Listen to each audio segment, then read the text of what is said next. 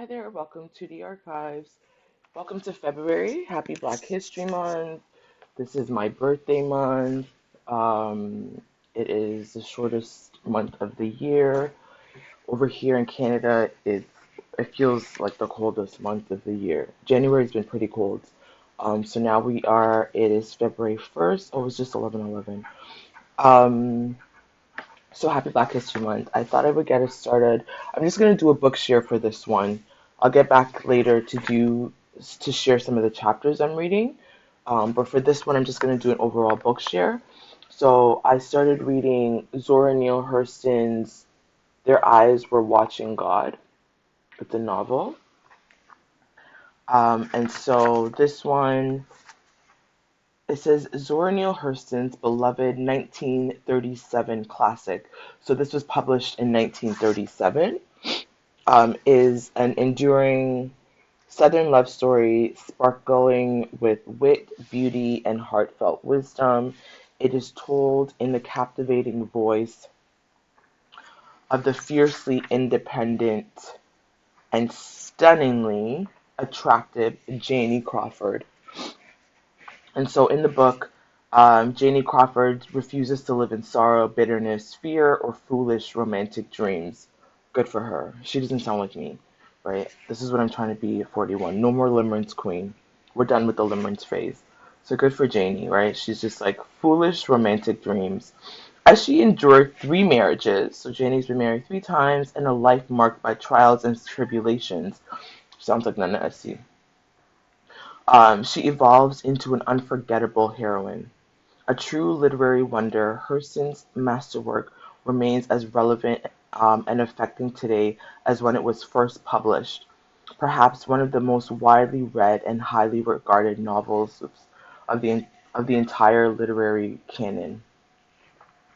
And so she wrote this to Henry Allen Moe. Like I said, it was published in 1937. Um,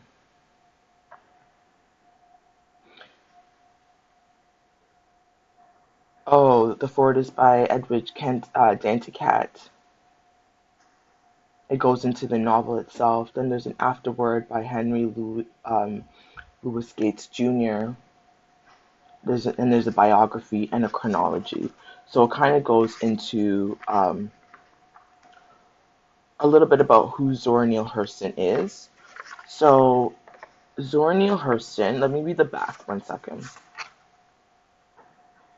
She was a novelist. She was a folklorist. She was a dramatist. She was an ethnographer. It said that she was one of the first. She's one of the first Black ethnographers.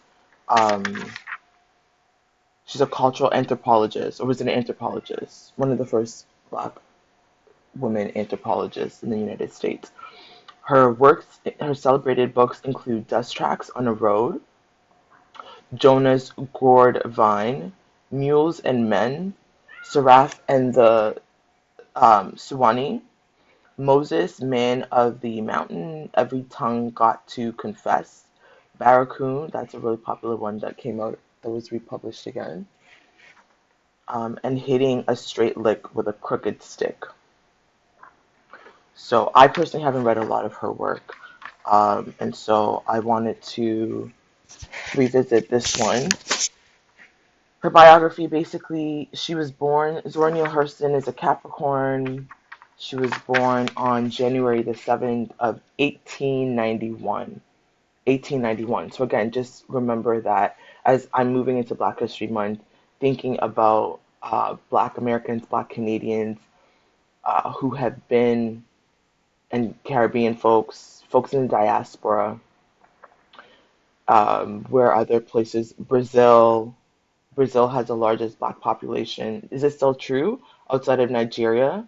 I think sometimes when we're talking about the diaspora, we often forget, at least for me, I often forget about Brazilians, right? Black Brazilians. They've been in Brazil for a very, very long time as well, too. Same with Black Canadians, which we're going to get into.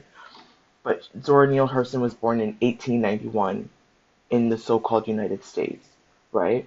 One of the arguments I often hear, at least here in Canada, when I'm talking to white people who have been here for a long time and who claim Canada as their land is, well, we've been here since the beginning, and then they'll go back to like 17 something, 18 something.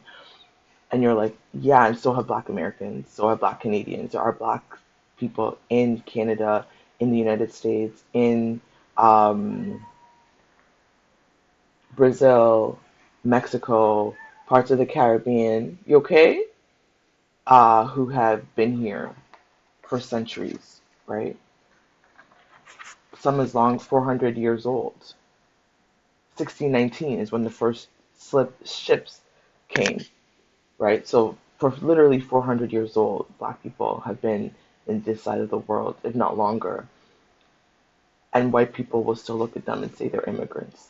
But they themselves, who have also been here not as long, right, or just as long, will consider them to be the natural inhabitants of this land. You know, like you got on here on a ship and a boat as well. And so Zora Neale Hurston was born on January 7th of 1981. She was born in Alabama. She's the fifth of 8 children. Her father was John Hurston. He was a carpenter and a Baptist preacher. Her mom was Lucy Potts Hurston, who was a former school teacher. And so she attended the Morgan Academy in Baltimore. She completed high school requirements. In the summer of 1918, she goes on to work as a waitress in a nightclub and a manicurist in a Black-owned barbershop that served only whites. And so you see, she goes on to Howard Prep School in Washington, D.C. She then attends Howard University, where she receives an associate degree in 1920. So she got her associate degree from Howard in 1920. In 1921, she published her first story, John Redding Goes to Sea, and she published that in Stylus, the campus literary society magazine. In 1924, on December of 1924, Zora Neale Hurston publishes Drenched in Light, a short story in Opportunity. I haven't listened to the episode yet, but I think it was Cece Lira, one of the agents, was talking about how short stories are now, apparently, they're getting picked up for dramas and series and film and television or something like that. Zora wrote her short story in 1924 called Drenched in Light. So in 1925, she submits a story called Spunk and a play called Colors Struck to Opportunity's literary contest. Both won second place awards. And so she publishes Spunk in June that year. So again, 1925, she's out there publishing. She is a writer, okay? She is a she's getting out. She attended Barnard College, studying anthropology, and she started working. That's when she started working with Franz Boas.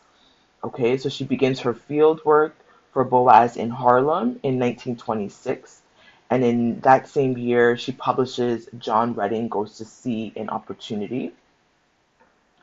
In 1926, she organizes Fire with Langston Hughes and Wallace Thurman. They published only one issue in November of 1926, right? The issue includes Hurston's work called Sweat. I haven't read any of these, and I need to get into this. Look how much she's written, right? So when people try to tell you, like, Black people are uneducated, they haven't done anything, or they make it look like it's like a new thing, like, oh my God, this Black writer. Zora Neale Hurston has been publishing since a very long time, the 1920s. Okay, so again in 1926 she publishes Musty, an Opportunity. Then that same year she publishes Possum or Pig for In the Forum. Then she published the Eatonville Anthology in the Messenger in November of 26. So 1926, she was busy. Okay, she was doing her field work. She was working with Langston Hughes. She was working with Franz Boas. She was putting out a lot of work. 1927, it continues. She publishes the first one, which is a play with Charles S. Johnson's Ebony and Topaz. In 1927, she goes to Florida to collect folklore for her anthology. In 1927, of May 19th, 1927, she gets married to Herbert Sheen. What else? She first visits Miss Rufus Osgood Mason seeking patronage. In 1927, the year she got married, she publishes an account of black settlement of St. Augustine, Florida, in the Journal of Negro History. And also in that was Kojo's own story of the last African slaver. This is when she signed her contract with Rufus Osgood Mason, which allowed her to return to the South to collect more folklore.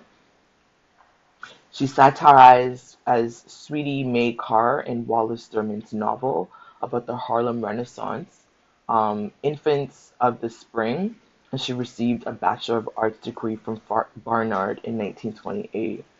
So, that same year, 1928, so a year later, her relationship with her marriage fell apart. So her marriage fell apart a year later. Then she went on to publish How It Feels to Be Colored Me. She also organizes from the 30s, 1930 to 1932. She organizes field notes that become mules and men. She works on the play Mule Bone with Langston Hughes.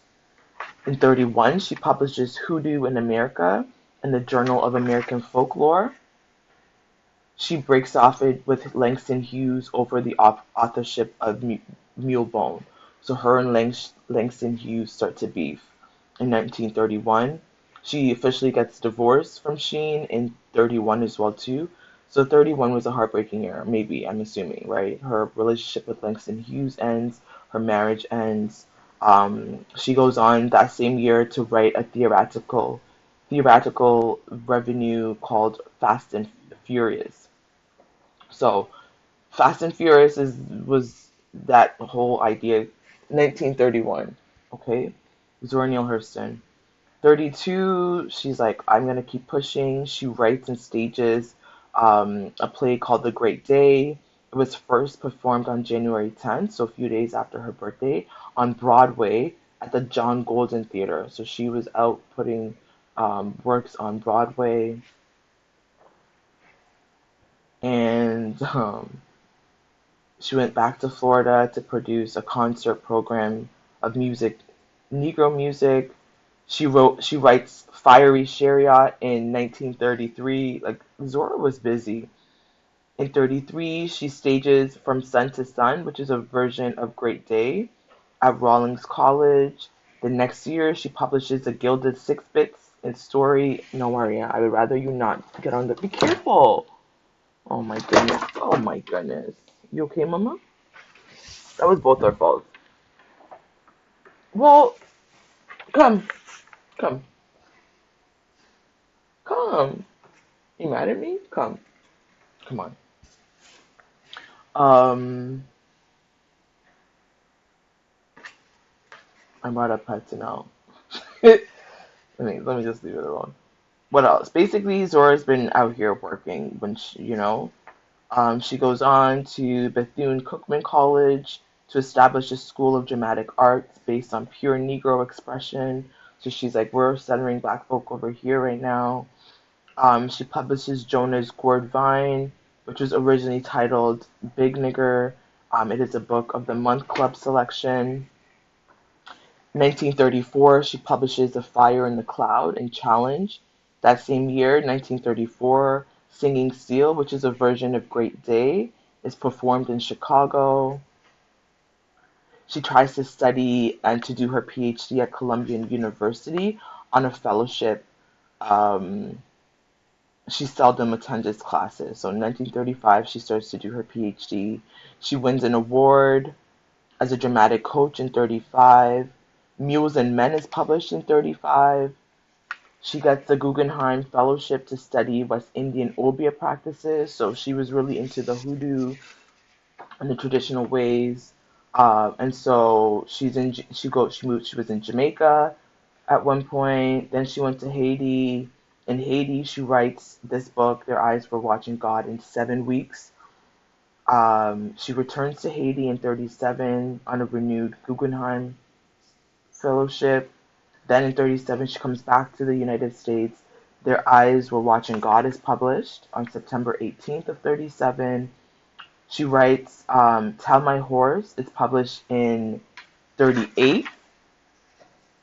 In 38, she also joins the Federal Writers Project in Florida to work on the Florida Negro. And then in 39, she publishes Now Take Noses in Cordially Yours. So, like, how many things has she published already? We don't give Zora Neale Hurston enough respect. Like, you hear one, two, three, maybe, but, like, look at all the things that she's published, right? Over the years. She receives an honorary Doctor of Letters degree from Morgan State University in 39. In 39, she got married again to Albert Price III in Florida. So it's her second marriage. She's hired as a dramatic instructor by North Carolina College for Negroes at Durham. So in Durham, she goes to North Carolina. She meets Paul Green, who is a professor of drama. In 39, she publishes Moses, Man of the Mountain. Then in 40, so again, a year after her marriage, she files for divorce from Price. The two are reconciled briefly. She makes more folklore collecting trips to South Carolina. In 1941, Zora Neale Hurston writes Dust Tracks on a Road. In 1941, she also publishes Cock Robin Beale Street in the Southern Literary Messenger. She works as a story consultant at Paramount Pictures from 41 to 42. In 42, she publishes Story in Harlem Slang in the American Mercury. In 42, she publishes a profile of Lauren Silas in the Saturday Evening Post. 1942, she also publishes Dust Tracks on a Road. Impressive. 1943, she's given an award, the Innisfield Wolf Book Award in Race Relations for Dust Tracks. And then in 1943, she receives Howard University's Distinguished Alumni Award. In 1943, she publishes The Pet Negro Syndrome in American Mercury. In 1943, she's divorces from Price is granted, so she's finally her marriage is legally, what is it called? Her her divorce officially goes through in 1941. 1944, she's like, oh, well, that marriage didn't work. Let's continue publishing. So she publishes My Most Humiliating Jim Crow Experience in Negro Digest. I would be really interested to read that. I have not read that. 1941, Zora Neale Hurston writes Mrs. Doctor. It's rejected by Lippincott. She publishes The Rise of the Begging Joints in 1945. In 1945, she publishes Crazy for This Democracy in Negro Digest. 1947, she publishes a review of Robert Talon's Voodoo in New Orleans in the Journal of American Folklore. In 1947, she goes to British Honduras to research Black communities in Central America. She also writes Seraph in the Sewanee, and she stays in Honduras until 1948. 1948 is the year she's falsely accused of molesting a 10-year-old boy, and so she's arrested in 1948. The case finally is dismissed in 1949. So don't forget that Zora Neale Hurston was accused of sexually molesting a 10-year-old. Okay, that was 1948. And that same year, Seraph and the Sewanee is published. Then in 1950, she publishes Conscious of the Court in the Saturday Evening Post while working as a maid in Revo Island. So you see within 2 years, by 1948, when she's accused of sexually molesting the child, to 1950, she's working as a maid because she can't really get a job. She still publishes anyways, right? So in 1950, she publishes What White Publishers Won't Print. So you can obviously get the gist, and now she's getting back blacklisted. It looks like she's starting to get blacklisted because now she publishes What White Publishers Won't Print, so it sounds like she's not getting printed. 1950, she publishes I Saw Negro Votes Peddled in the American Legion. She moves to Belgrade, Belgrade, Florida in 1950 to 51. 51, she publishes Why the Negro Won by Communism. In 1951, she publishes A Negro Voter Sizes Up Taft. 52, she's hired by the Pittsburgh Courier to cover the Ruby McCollum case. In 56, she receives an award for education and human relations at Bethune-Cookman College. In 1956, she works as a librarian at Patrick Air Force Base in Florida. She's fired in 1957. She writes a column from 1957 to 1959. She writes a column on hoodoo and black magic. And then in 58, she works as a substitute teacher. So you see, she has her honorary doctorate. She's got her Ariya. Oh, thank you. But she's now working as a substitute teacher. In 1959, she suffers a stroke. She's forced to enter the St. Lucie Mountie welfare home. So now she's living in a welfare home, and she died a year later in 1960 at the St. Lucie County Welfare Home of hypertensive heart disease. She's buried in an unmarked grave in the Garden of Heavenly Rest in Fort Pierce. In 1973, okay, so 13 years after she dies, Alice Walker, is it Alice Walker's birthday's coming up? I think hers is February 7th or something. So happy birthday to Alice Walker and the other Aquarius. February Aquarius is our time, is our season. Anyways, so in 1973, Alice Walker discovers and marks Zora Neale Hurston's grave. And then in 1975, Alice Walker publishes In Search of Zora Neale Hurston in Mist, and it launches a Hurston revival. So thank you to Alice Walker for launching her revival. Um, that is the chronology of Zora Neale Hurston. So she died in 1960, and that was, yeah. So this is a little bit about Zora Neale Hurston. Um, yes, love. We're indebted to Alice Walker for bringing her back. Not that she ever went anywhere, but you see just how much she published over the years, right? So this is what I'm working on. I got to finish this because there's a list after me, but this is Their Eyes Were Watching God. So that's a little bit about Zora Neale Hurston, Capricorn. She lived from 1891 to 1960, and we just went through some of her different things she published as well as her life story. And so, yes, I'm going to end it there, but happy Black History Month. This month we're going to get into Africville. We're going to get into some of the Black experience in Canada. We're going to talk about the Maroons. We're going to talk about Nova Scotia, what it was like for folks, some of the first Black people who arrived in Canada, and what some of their challenges were. George Eliot Clark, this is another Black Canadian. We're going to get into it. I want to try to focus some more on Black Canadians. We're going to have some Black Americans as well too.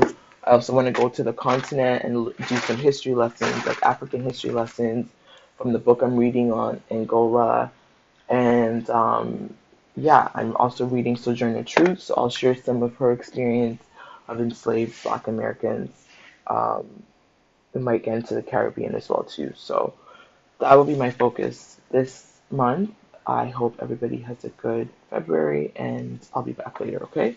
Happy Black History Month, happy February, happy Aquarius season. See you soon in solidarity.